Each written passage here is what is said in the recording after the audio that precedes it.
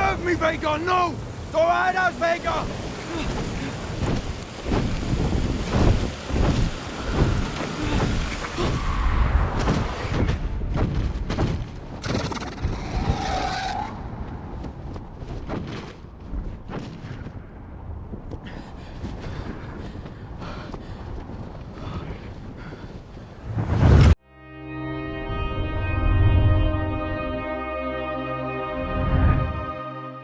Having spared Alicent's and Aegon's lives, Rhaenys arrives at Dragonstone and requests an audience with Rhaenyra and Daemon. Seeing the duo, Rhaenys informs them of Viserys' passing, alongside the public coronation of Aegon as king.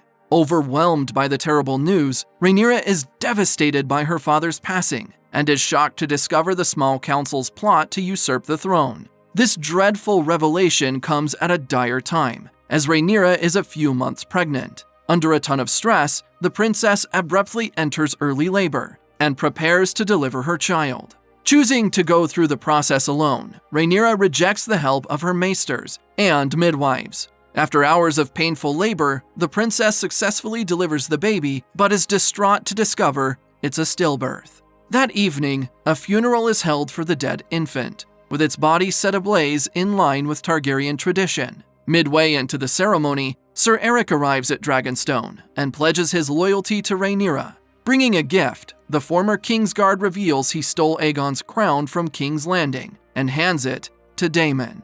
Upon inspecting the crown, the prince places it on Rhaenyra's head and officially names her the Queen of Westeros. With the declaration, all the spectators fall to their knees and acknowledge Rhaenyra as the rightful heir to the throne. After the pseudo-coronation, Queen Rhaenyra meets with her allies as the group plans their next course of action. Counting the men in Dragonstone, Daemon details they have about 400 soldiers ready for war.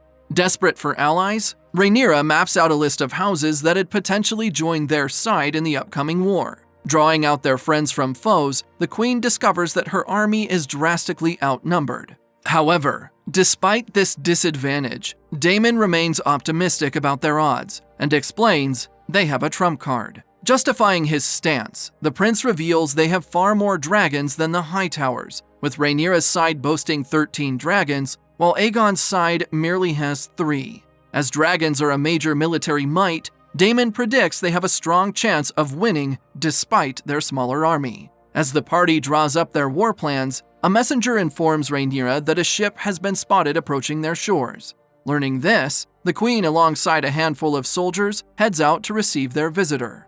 On her arrival, Rhaenyra finds Otto waiting for her as the king's hand delivers a proposal from Aegon. Offering a peace treaty, Otto asks Rhaenyra to swear allegiance to Aegon and give up her claim to the throne in exchange for her life. As expected, the queen is appalled by the offer and blatantly rejects Otto's treaty. Realizing Rhaenyra has an unshaken resolve to reclaim her throne, Otto tries a different approach and hands the queen a letter from Alicent. Reading the text, Rhaenyra discovers it is a torn page from Alicent's old textbook. This letter causes the queen to grow teary-eyed as she remembers her fond childhood memories with her former best friend. Reminiscing on the old days, Rhaenyra second-guesses waging war against the Hightowers and asks for 24 hours to consider the treaty. Concluding the meeting, the queen and her men head back to their castle while Otto returns to King's Landing. Wasting no time, the Targaryens resume their preparations, but Rhaenyra remains hesitant about initiating war. The kind-hearted queen prioritizes the realm's best interest and chooses to reassess her stance.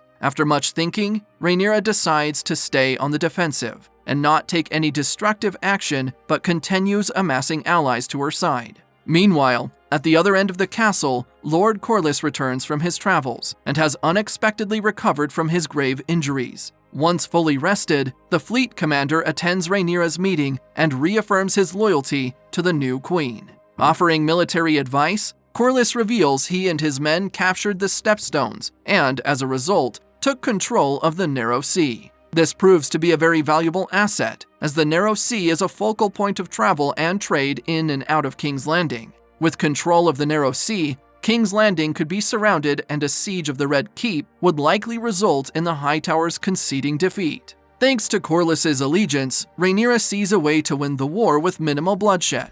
However, To achieve this, they'd require a lot of soldiers to fortify the narrow sea. In light of the new plan, Rhaenyra decides to recruit the help of her allies and get more men to join their cause. Drafting a letter, the queen sends her sons Jace and Luke on Dragonback to deliver a message to 3 major houses. Following her instructions, Luke flies south to House Baratheon, while Jace flies north to petition House Arryn and Stark. Arriving at Storm's End, the Baratheons' ancestral home seat, Luke is received by some guards and escorted into the fortress. Inside, Luke meets Borros Baratheon, the Lord of Storm's End, and hands him Rhaenyra's petition letter. Reading the text, Borros scoffs at it and reveals he received a better offer. Right then, Luke spots Aemond standing at the corner, and quickly realizes the prince had also come to seek the allegiance of House Baratheon. However, unlike Luke, Aemond didn't come empty-handed, as he has offered Borros a marriage pact in exchange for his loyalty.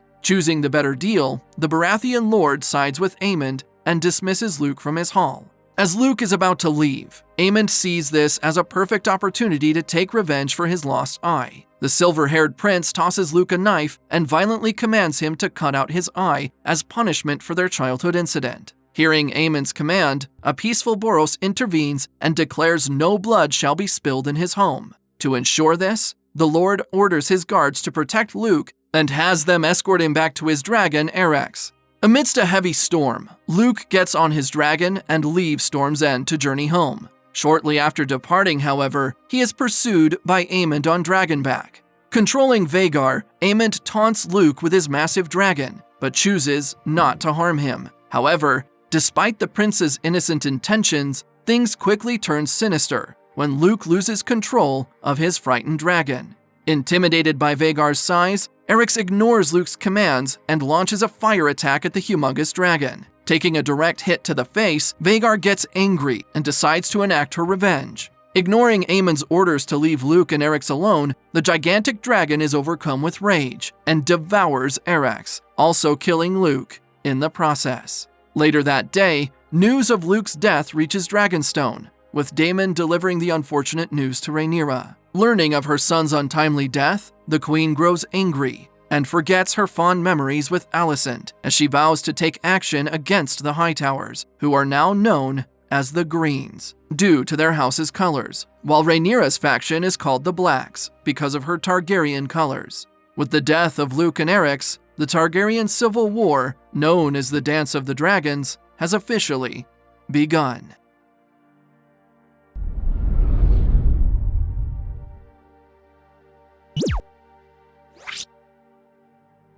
You